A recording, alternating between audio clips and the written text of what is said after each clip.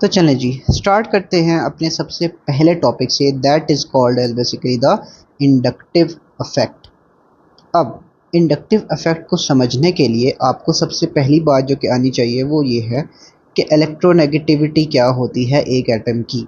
Electronegativity is basically the property of an atom to attract electrons towards itself, attract electrons towards itself. ठीक है, कि एक atom electrons के ऊपर कितनी पुलिंग फोर्स लगा रहा है, that is basically called as the electronegativity of an atom. अब देखो, अब आपको ना मैं डायरेक्ट ही एक एग्जांपल से ये बात समझाने की कोशिश करता हूँ कि फॉर एग्जांपल एक एटम है क्लोरीन, ये लगा हुआ है विद कार्बन जो कि CH2 कर लो और फिर आगे ये फर्दर CH3 से लगा हुआ। अब मेरी बात सुनो, यहाँ पर ना हम लोग ये देखते हैं कि ये जो क्लोरीन है, बेसिकली क्लोरीन ये ज़्यादा इलेक्ट्रोनेगेटिव है और ये जो कार्बन है ये कम इलेक्ट्रोनेगेटिव है। इसकी ना मैं आपको एक एग्जांपल देता हूँ, एक एनालॉजी देता हूँ। देखो, दो लोग हैं, एक है बहुत ज़्यादा, जो इंसान है वो बहुत ज़्यादा हेल्दी है और एक इंसान है जो बहुत ज़्यादा वीक है। अब ये दोनों आपस में जी टग ऑफ वॉर कर रहे हैं।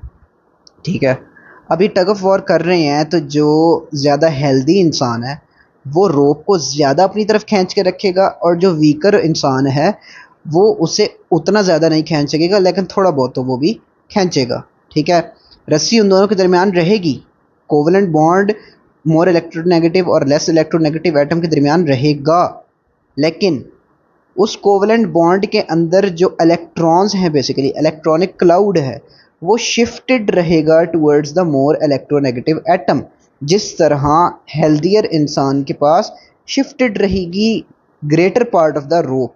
ठीक हो गया, तो बिल्कुल वो वाली एनर्जी यहाँ पर यूज़ होगी। अब आई होप आपको ये चीज़ भूलने नहीं लगी। अब देखो, ये जो क्लोरीन है, ठीक है, अब जो ये है ये सिग्मा इलेक्ट्रॉन्स हैं, ये बेसिकली किसकी तरफ ज़्यादा होंगे, ये क्लोरीन की तरफ ज़्यादा शिफ्टेड होंगे। ठीक है, अब देखो क्लोरीन की तरफ ज़्यादा करीब है और कार्बन से थोड़े दूर हैं। ठीक है, ये इफेक्ट क्यों आया, ये इफेक्ट आया due to the electronegativity of the chlorine atom. और अब हम देखते हैं जी इंडक्टिव इफेक्ट और इलेक्ट्रोनेगेटिविटी में लिंक क्या है।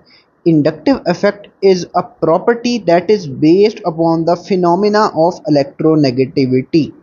अब आई होप आपको ये बात क्लियर हो गई होगी।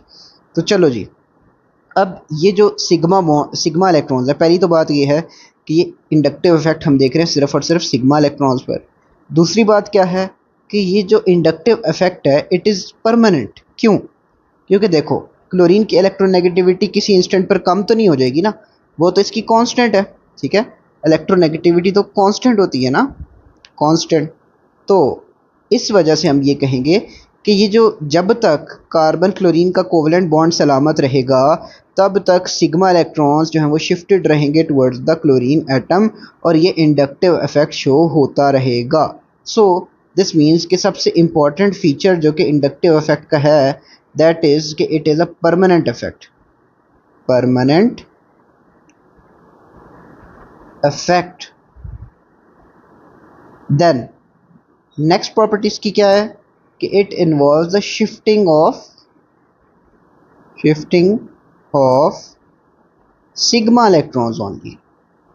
ठीक है, पाई इलेक्ट्रॉन्स की यहाँ बात नहीं हो रही, सिर्फ और सिर्फ इंडक्टिव इफेक्ट सिग्मा इलेक्ट्रॉन्स पर अप्लाई होगा। कहीं पर फॉर एग्जांपल कोई आपसे ये पूछ लेता है कि यहाँ पर तो पाई बॉन्ड है, तो पाई बॉन्ड किस तरफ ज़्यादा शिफ्टेड होगा, वहाँ आपने बिल्कुल भी इंडक्टिव इफेक्ट वाली कहानी नहीं झाड़नी। क्यों? क्योंकि ये सिर्फ और सिर्फ सिग्मा इलेक्ट्रॉन्स पर चीज़ें अप्लाई हो रही हैं। चलो जी, तो ये आपने जो सीखी है अभी that is basically the definition of this inductive effect. अब हम चल रहे हैं towards the types of inductive effect कि कितनी टाइप्स का इंडक्टिव इफेक्ट होता है। ठीक है, the second heading is types of inductive effect. देखो, इसको ना हम लोग स्टडी करेंगे पॉइंट्स बनाकर।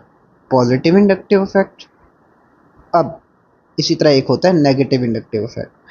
अब इसमें सबसे पहला पॉइंट ये है कि मैं आपको एक बात बताता हूँ, जिस तरह ये पॉजिटिव है ना, तो इसी तरह बेसिकली एक इंडक्टिव इफेक्ट है that is negative inductive effect.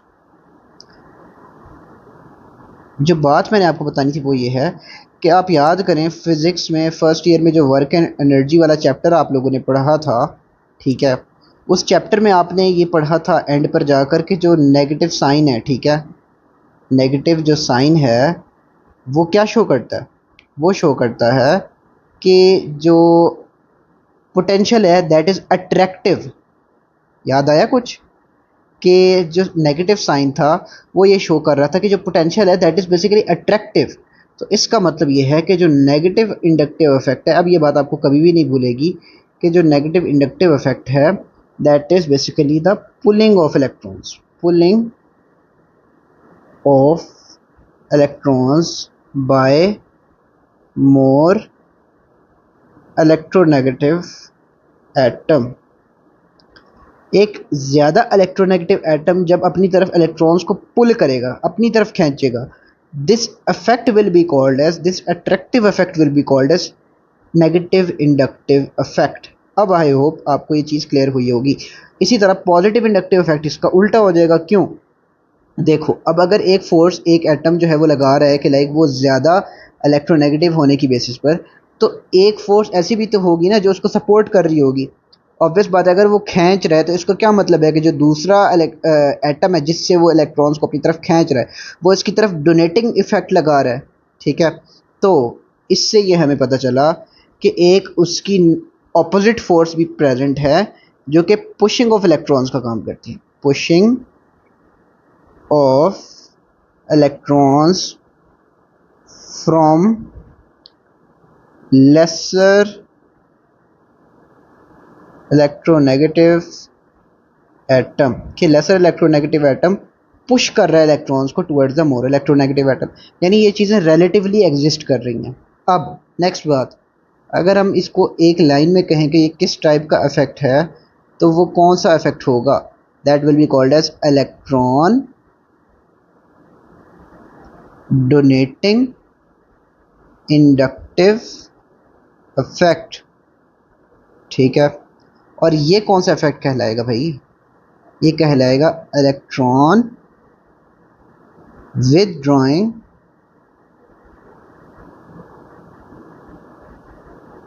Inductive effect, ठीक है। अब इसके बारे में एक और चीज़ जो हमें जाननी पड़ेगी दैट इज़ बेसिकली कि इसकी एग्जांपल्स क्या हैं और इसकी एग्जांपल्स क्या हैं, ठीक है। तो पॉजिटिव इंडक्टिव इफेक्ट की सबसे प्रोमिनेंट एग्जांपल जो हैं that is basically the alkyl groups, alkyl groups. जबकि नेगेटिव इंडक्टिव इफेक्ट में सारे हेलोजेंस आ जाते हैं, एक्स से रिप्रेजेंट कर रहा हूँ। देन हेलोजेंस के बाद और क्या क्या आ जाता है इसमें? नाइट्रो ग्रुप आ जाता है, इसमें नाइट्रोजन इलेक्ट्रोनेगेटिव है, ठीक है, ये डायरेक्टली बॉन्ड होता है। इसी तरह आपके पास आ जाता है cyano group, C triple bond N वाला, सी एन ग्रुप, ठीक है, एट्सेट्रा एट्सेट्रा। ठीक हो गया। अब मैं ना आपको एक और बात बताता हूँ इस बारे में, और वो क्या है? डिपेंडेंस, डिपेंडेंस कि जो इंडक्टिव इफेक्ट है वो किन किन चीज़ों पर डिपेंड कर रहा है। सबसे पहली चीज़ तो वही है जिस पर ये बेस्ड है, वो है इलेक्ट्रोनेगेटिविटी, वो अभी हम लोग डिटेल में पढ़ चुके हैं कैसे। देन सेकंड चीज़ ये है कि वो डिस्टेंस पर डिपेंड करता है, it is dependent upon distance. कैसे भाई? मैं आपको एग्जांपल देता हूँ। देखो, ये है क्लोरीन, ये लगा हुआ है जी CH2, ये लगा हुआ है जी CH2, ये लगा हुआ है जी CH2, ये लगा हुआ है जी CH3। अब मेरी बात सुनो क्लोरीन का जो इंडक्टिव इफेक्ट है उसकी वजह से ये सिग्मा बॉन्ड्स इस तरफ आए, पार्शियल नेगेटिव, इसके ऊपर पार्शियल पॉजिटिव चार्ज आया। अब इसके ऊपर जो पार्शियल पॉजिटिव चार्ज आया जिसकी वजह से क्या बात हमें पता चलेगी कि ये कार्बन इलेक्ट्रॉन डेफिशिएंट हुआ, इलेक्ट्रॉन डेफिशिएंट हुआ, ठीक है। अब जब ये चीज़ इलेक्ट्रॉन डेफिशिएंट हुई तो इसके अंदर इलेक्ट्रॉन्स को खींचने की जो सलाहियत है वो बढ़ेगी, लेकिन वो क्लोरीन से तो खींचने से रहा। क्यों? क्योंकि क्लोरीन का तो पुल ही इतना ज़्यादा है, क्लोरीन का तो पुल ऑलरेडी इतना ज़्यादा है, ठीक है। अब वो क्या करेगा जी? वो इस तरफ जाएगा और अपने से कम ताकतवर वाले कार्बन को जो है वो इसके इलेक्ट्रॉन्स को अपनी तरफ खींचेगा, और ये इलेक्ट्रॉन्स कुछ हद तक इस CH2 की तरफ आ जाएंगे। अब ये CH2 जो है ये इसको भी पार्शियल पॉजिटिव कर देगा, ठीक है। अब इसी तरह ये वाला पार्शियल पॉजिटिव CH2 जो है ये इस CH2 को पार्शियल पॉजिटिव कर देगा और यहाँ पर जाके ये इफेक्ट कम हो जाएगा। लेकिन आप एक चीज़ नोट करेंगे कि ये जो पुल है, ये जो आपने पुल देखा है, ये डिक्रीज हो रहा है। ठीक है, यहाँ पर जो पार्शियल पॉजिटिव जनरेट किया था ना, यहाँ पर ये वाला, ये बहुत ज़्यादा मैग्नीट्यूड का था, ये उससे कम और ये उससे कम, और 3 to 4 कार्बन एटम्स तक ये ख़त्म हो जाता है। ठीक है, ये बात आपने याद रखनी है कि 1 2 ये थर्ड है ना, थर्ड या फोर्थ, 3 और 4 कार्बन एटम्स तक ये जो है वो इंडक्टिव इफेक्ट की फोर्स ख़त्म हो जाती है, नलिफाई हो जाती है। तो ये बात आपने याद रखनी है कि it is dependent upon distance. तो भाई अब हम चलने लगे हैं भाई इसकी एप्लीकेशंस क्या हैं, कि हम लोग इतनी बातें पढ़ रहे हैं भाई कि इंडक्टिव इफेक्ट ये, इंडक्टिव इफेक्ट वो, लेकिन इसकी एप्लीकेशंस क्या हैं। इसकी एप्लीकेशंस में सबसे जो प्रोमिनेंट एप्लीकेशंस हैं वो भी हम डिस्कस कर लेते हैं। देखो, number 1, acidity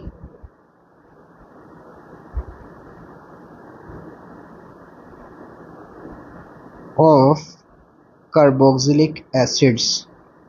number 2, basicity of amines.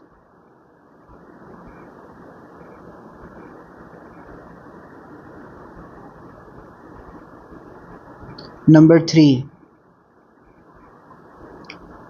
stability of intermediates.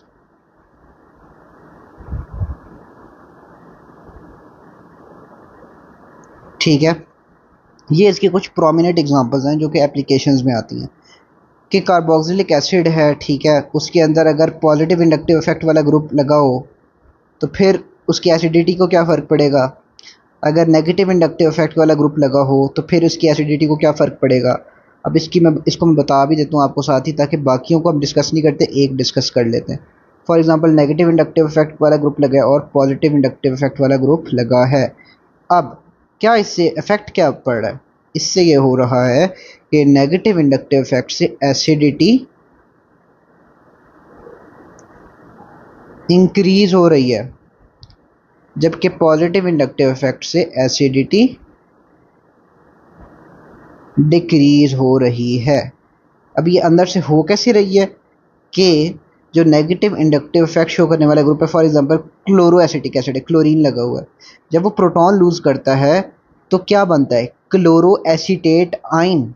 ठीक है, क्लोरो एसीटेट आइन, इसको मैं आपको ना ड्रॉ करके दिखाता हूँ। ये क्लोरीन है और ये CH2COO नेगेटिव आइन है। ठीक है, अब ये क्या होगा, कॉन्जुगेट बेस होगा। अब क्लोरीन जब इलेक्ट्रॉन्स को अपनी तरफ खींचेगा तो बेसिकली ये जो नेगेटिव चार्ज है ऑक्सीजन का, ये रेजोनेट करेगा, लाइक ये इस तरफ मूव करेगा, क्लोरीन की तरफ डिस्प्लेस करेगा, और ये जो नेगेटिव चार्ज डेंसिटी है इस टर्मिनल ऑक्सीजन एटम पर, ये वाली जो नेगेटिव चार्ज डेंसिटी है वो डिक्रीज कर जाएगी, और जितनी ये डिक्रीज करेगी उतना जो है वो स्टेबिलिटी बढ़ेगी, यानी कॉन्जुगेट बेस जो है वो उतना ज़्यादा स्टेबल हो जाएगा, और जितना कॉन्जुगेट बेस स्टेबल होगा उतना ज़्यादा उसका कॉरिस्पॉन्डिंग एसिड ज़्यादा एसिडिक होगा। ठीक है, आपने पढ़ा है ना, जितना कॉन्जुगेट बेस स्टेबल होता है उसका कॉरिस्पॉन्डिंग एसिड जो है वो उतना ज़्यादा एसिडिक होता है। क्यों? क्योंकि वो एसिड ज़्यादा शिफ्ट करता है towards that conjugate base by losing a proton, ताकि वो स्टेबिलिटी अटेन कर सके, और इसी बहाने प्रोटॉन लूज हो जाता है। तो जब प्रोटॉन लूज ज़्यादा जल्दी होगा तो एसिडिटी ज़्यादा होगी। सिमिलरली इसका ऑपोजिट है in case of positive inductive effect. For example, यहाँ पे मिथाइल लगा होता तो वो इसको डिस्टेबिलाइज कर देता और एसिडिटी कम हो जाती। तो this was basically the application. अब हम लोग जो बाकी चीज़ें हैं, जो बाकी एप्लीकेशन हैं, उनको हम लोग डिटेल में टॉपिक के साथ पढ़ेंगे। ठीक है, तो यहाँ तक एप्लीकेशंस की बात थी। तो अब हम लोग ना जो कंपैरिजन करने जा रहे हैं, रिलेटिव ऑर्डर स्टडी करने जा रहे हैं, those are only with respect to our curriculum. ठीक है, करिकुलम से हम बाहर जाके चीज़ें स्टडी नहीं कर रहे, हम करिकुलम के अंदर रहकर स्टडी करेंगे ताकि इन चीज़ों का हमें फ़ायदा भी हो। अब जिस तरह नेगेटिव इंडक्टिव इफेक्ट है ना, तो इसका एक ऑर्डर है जो आपको याद होना चाहिए। ठीक है, इसका एक ऑर्डर है जो आपको याद होना चाहिए, और वो ऑर्डर मैं आपको बताऊंगा अभी इसकी एप्लीकेशन कहाँ पर है। सबसे ज़्यादा जो नेगेटिव इंडक्टिव इफेक्ट है वो किसका है, नाइट्रो का। उसके बाद आता है नाइट्राइल का C triple bond and cyano. Cyano के बाद आ जाता है fluorine, then chlorine, then bromine और देन आयोडीन। ठीक हो गया। अब ये ऑर्डर क्यों आना चाहिए? देखो, जो एफटीबी है ना, उसमें जो कार्बोक्सिलिक एसिड्स वाला चैप्टर है, वहाँ पर आपके पास गिवन है आपको pKa values, nitro acetic acid, ठीक है, fluoro acetic acid, chloro, bromo, iodo, ठीक है। तो वहाँ पर हमें चीज़ें जब समझनी होती हैं तो वहाँ ऑब्वियस बात है उसकी एसिडिटी ज़्यादा होगी, जिसके साथ कौन सा ग्रुप लगा होगा? ज़्यादा स्ट्रॉन्गर नेगेटिव इंडक्टिव इफेक्ट वाला ग्रुप लगा होगा, ठीक है। यानी नाइट्रो एसिटिक एसिड स्ट्रॉन्गर होगा as compare to fluoro acetic acid, और उसके बाद chloro acetic, then bromo acetic, then iodo acetic, ठीक है। तो ये इसकी एप्लीकेशन है। इसी तरह सी एन जो है ये इसके दरमियान में आ रहा था, इसको भी मेंशन करना मस्ट है। अब अब ये वाला ऑर्डर आपको याद कैसे रहेगा?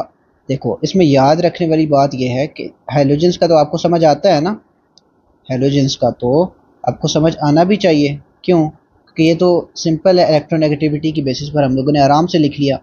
पीछे रह जाता है नाइट्रो और ये नाइट्राइल वाला। नाइट्रो जो है और नाइट्राइल, इनका जो दरमियान का जो रीज़न है वो इतना ज़्यादा स्पेसिफिक नहीं है, लेकिन ये कह सकते हैं कि जो नाइट्रो ग्रुप है ना, इसका स्लाइटली मोर इंडक्टिव इफेक्ट है negative as compare to this cyano. इसकी थोड़ी सी हम रीज़न को भी डिस्कस अगर करें तो वो ये होगा कि देखो, नाइट्रो ग्रुप क्या होता है?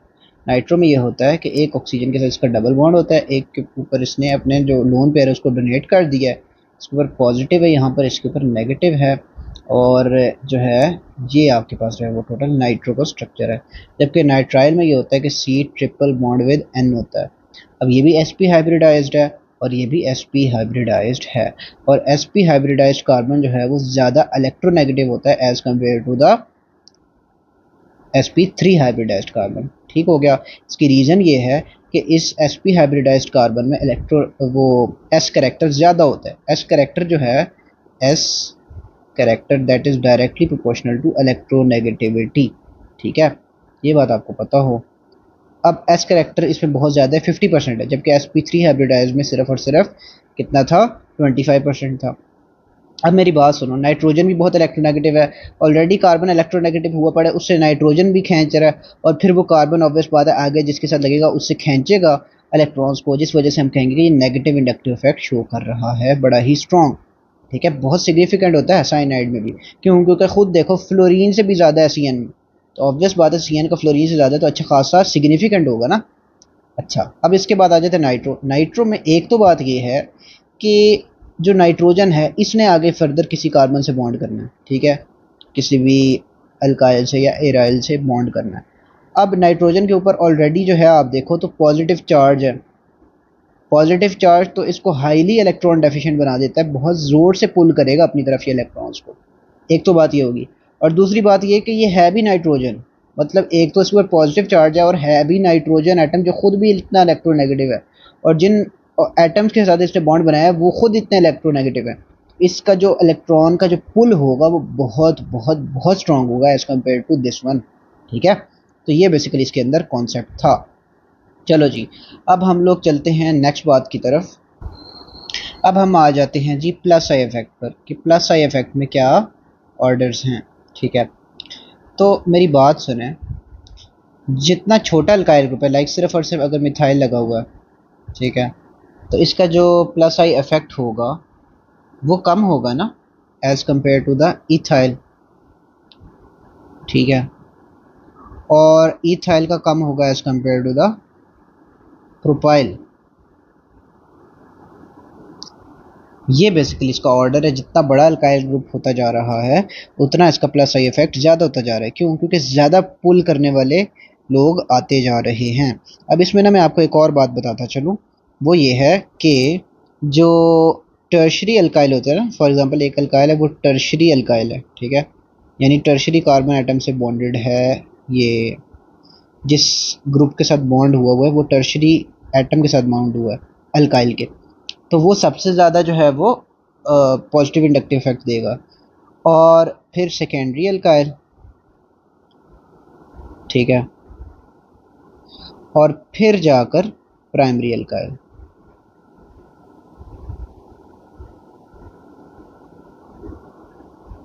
इसकी मैं आपको एग्जांपल भी देता चलूँ अगर, वो ये है कि देखो फॉर एग्जांपल एक है जी बेंजीन रिंग, ठीक है, इसके ऊपर लगा हुआ है जी, क्या कह लें इसको हम, इथाइल कह लें। तो इसका भी कुछ हद तक पॉजिटिव इंडक्टिव इफेक्ट है C2H5 इथाइल का। लेकिन अगर ऐसा हो जाए कि ये ऐसे लगाओ, सी जो कार्बन है, ठीक है, ये ऐसे करके दो मिथाइल से लगाओ और एक इसने यहाँ पर बेंजीन के साथ बॉन्ड बनाया हो, ठीक है, ये यहाँ पर हाइड्रोजन है।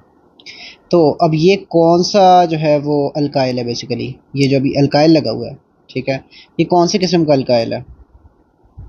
अब आप देखें ना, ये जो अल्काइल था बेसिकली, इस अल्काइल में से ये जो कार्बन है, इसने इस कार्बन और इस कार्बन के साथ एक एक बॉन्ड बनाया हुआ है। तो जो कार्बन दो कार्बन से बॉन्डेड होता है, that carbon is a secondary carbon. इसको इसके साथ काउंट नहीं करना, हम सिर्फ अल्काइल की बात कर रहे हैं कि ये अल्काइल कौन सा है। तो ये सेकेंडरी अल्काइल है ना, तो सेकेंडरी अल्काइल जो है उसका इंडक्टिव इफेक्ट ज़्यादा होगा as compare to this primary alkyl.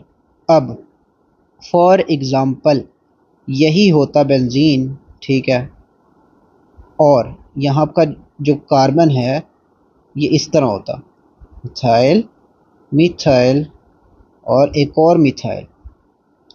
अब देखो, अब ये क्या कार्बन है, ये टर्शरी कार्बन है, यानी 3 डिग्री कार्बन है, ठीक है, और ये टर्शरी ब्यूटाइल ग्रुप है बेसिकली। ये जो ग्रुप है that is basically tertiary butyl group. इसका जो पॉजिटिव इंडक्टिव इफेक्ट है वो सबसे ज़्यादा है, ठीक है। तो आपको ये बात आनी चाहिए, समझ आई। और ये क्यों इंपॉर्टेंट है भाई, ये आपको आ सकता है ना MCQ में, लेकिन वो इस तरह फिनाइल के बारे में नहीं आएगा, वो इस तरह आ जाएगा कि भाई ये जो जहाँ पर फिनाइल लगा हुआ है, यहाँ पर आ जाए जी कार्बोकेटाइन कोई, ठीक है। फॉर एग्जांपल यही चीज़ें सारी कार्बोकेटाइन के साथ हो रही होती, यहाँ पर कार्बन के ऊपर पॉजिटिव चार्ज होता है जी, ये कार्बन पॉजिटिव, ठीक है, बाकी वैलेंसीज खुद सेटिस्फाई करें, कार्बन पॉजिटिव कार्बन पॉजिटिव। तो सबसे ज़्यादा स्टेबल कौन सा होता, ऑब्वियस बात है ये सबसे ज़्यादा स्टेबल होता। क्यों, क्योंकि इसके अंदर टर्शरी ब्यूटाइल ग्रुप लगा हुआ है जो कि बहुत ज़्यादा पॉजिटिव इंडक्टिव इफेक्ट शो कर रहा है, ठीक है। तो ये बात हो गई, और फिर ये आएगा और फिर ये आएगा। तो ये बेसिकली इसकी एप्लीकेशन थी। अब एक बात और, क्या आपको लगेगा ये हर अल्काइल और हर aryl group basically positive inductive effect show करेगा? ऐसी बात बिल्कुल भी नहीं है। क्यों? क्योंकि जो positive inductive effect phenyl ring है ना, फॉर एग्जांपल फिनाइल रिंग, ठीक है, ये है फिनाइल रिंग, ये एक वैलेंसी खाली। इस रिंग में यहाँ पर आके जो भी एटम जुड़ेगा, ठीक है, ये किस कार्बन से जुड़ेगा, जिस कार्बन से जुड़ेगा, this carbon is basically sp2 hybridized. और अभी मैंने बताया था कि sp3 हाइब्रिडाइज्ड जो होता है कार्बन, उसमें एस करेक्टर होता है सिर्फ 25%, जबकि sp2 जो होगा उसके अंदर होगा 33% एस करेक्टर, यानी ये ज़्यादा इलेक्ट्रोनेगेटिव है। तो ज़्यादा इलेक्ट्रोनेगेटिव होने की बेसिस पर ये कार्बन जो है ओवरऑल इस फिनाइल को क्या बना देगा, slightly negative inductive effect show करने वाला group, slightly negative I effect show करेगा दिस फिनाइल रिंग। क्यों? क्योंकि ये जो कार्बन है जिससे किसी भी ग्रुप ने आके बाइंड करना है, वो sp2 हाइब्रिडाइज्ड है, उसकी इलेक्ट्रोनेगेटिविटी ज़्यादा है compare to the sp3 hybridised carbon. जिस वजह से हम कहेंगे कि ये जो फिनाइल रिंग है इसका overall slightly negative inductive effect होता है, ठीक है। तो आपने ये नहीं याद कर लेना कि सब अल्काइल सब एराइल जो है वो पॉजिटिव आई शो करेंगे। ये जो फिनाइल रिंग है ये स्लाइटली इंडक्टिव इफेक्ट नेगेटिव वाला शो करेगा। तो ये था हमारा जो टॉपिक आज का, और आई होप आपको काफ़ी कुछ जानने को भी मिला होगा, ठीक है। अब इसकी एक एप्लीकेशन मैं आपको और बता दूं। देखो फॉर एग्जांपल यहाँ पर लगा हुआ है जी एक अदद है, ये कार्बोकेटाइन, कार्बन के ऊपर पॉजिटिव चार्ज, और यहाँ पर जो है वो फिनाइल रिंग लगा है, और यही एक कार्बन के ऊपर पॉजिटिव चार्ज है और यहाँ पर लगा हुआ है मिथाइल। तो स्टेबल ज़्यादा कौन सा होगा? तो ऑब्वियस बात है स्टेबल ज़्यादा ये मिथाइल वाला होगा। क्यों? ये मिथाइल जो है वो पॉजिटिव इंडक्टिव इफेक्ट शो कर रहा है और फिनाइल जो है वो नेगेटिव इंडक्टिव इफेक्ट शो कर रहा है, ठीक है, नेगेटिव इंडक्टिव इफेक्ट। तो ये बात आपने याद रखनी है, ये भी एप्लीकेशन है इसकी, ठीक है, ये आ सकती है MCQ में और आई भी है, एकेडमीज भी इसको प्रैक्टिस बुक्स में देती हैं। तो अब इंडक्टिव इफेक्ट के बारे में आपको कोई भी कंफ्यूजन नहीं होनी चाहिए, क्योंकि मैंने इसकी हर डिटेल को जो हमारे कोर्स से रेलेवेंट थी बहुत अच्छे तरीके से कवर किया है।